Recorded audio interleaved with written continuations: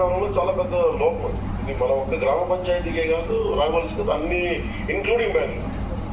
నిన్న ఇల్లు కట్టేశారు, ఎయిర్పోర్ట్ కట్టేశారు, కానీ ఎవ్వరు కూడా డ్రైనేజ్ అనేది ఆలోచించాలి. అది మన గ్రామం దగ్గర నుంచి మహానగరం దాకా అలాగే ఉంది. సో దీనికి ఖచ్చితంగా ఇది చాలా పెద్ద సమస్య. దీని మీద ఒక అర్బన్ ప్లానింగ్ వాళ్ళతో కూర్చొని, లేదంటే పంచాయతీరాజ్ మన లేఅవుట్ ప్లానింగ్ చేసేటప్పుడు బెల్లనాయుడు గారు చెప్పింది కానీ కలెక్టర్ మీరు ఒకసారి ఎనీ పంచాయతీ లేఅవుట్ వేసిన ఇల్లు కట్టిన ఫస్ట్ డ్రైనేజ్ లేకుండా మనం పర్మిషన్ ఇవ్వకూడదు అనేది మనం ఏం చేయాలి అనేది మీ స్థాయి నుంచి మీరు చేయండి. ఒక ప్రపోజల్ పంపిస్తే అది మంత్రివర్గం దగ్గర నుంచి కానీ, లేదంటే even if it has to be passed as a bill, then will make sure that it will implemented in assembly. అది ఒకసారి మీ దృష్టికి తీసుకొస్తాను.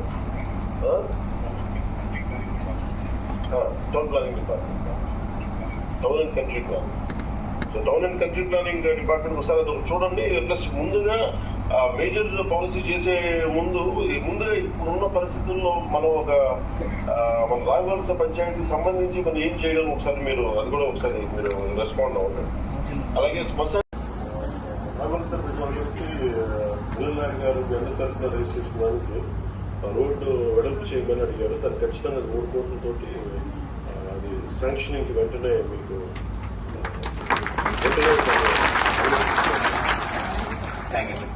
అలాగే మీరు రోడ్ టు బరియల్ గ్రౌండ్, ముఖ్యంగా బరియల్ గ్రౌండ్స్ నాకు తెలుసు. మనం చనిపోయిన తర్వాత స్వర్గస్థులు అయ్యి దాన్ని మనం స్వర్గస్థులనే పదం వాడతాం. అలాంటి వాళ్ళకి గౌరవంగా మనము ఇబ్బందులు లేకుండా ఉండాలి. రోడ్ టు టెంపుల్ నిర్మాణానికి వైడింగ్ చేయడానికి సార్ 3 crores అవుతుంది sir. 1 kilometer road sir 3 crores అవుతుంది sir. We can sanction it sir. So we can sanction. అలాగే సిటీ రోడ్స్కి చేపించి ఒక 5 కోట్ల రూపాయలు దాదాపు కలెక్టర్ గారు చెప్పింది 2.97 kilometers కదా సార్ సొంతంగా. That will be sanction. అది కూడా శాంక్షన్ చేస్తాం. 5 కోట్ల బడ్జెట్ తోటి సీసీ రోడ్లు కనెక్షన్ అంతా కూడా.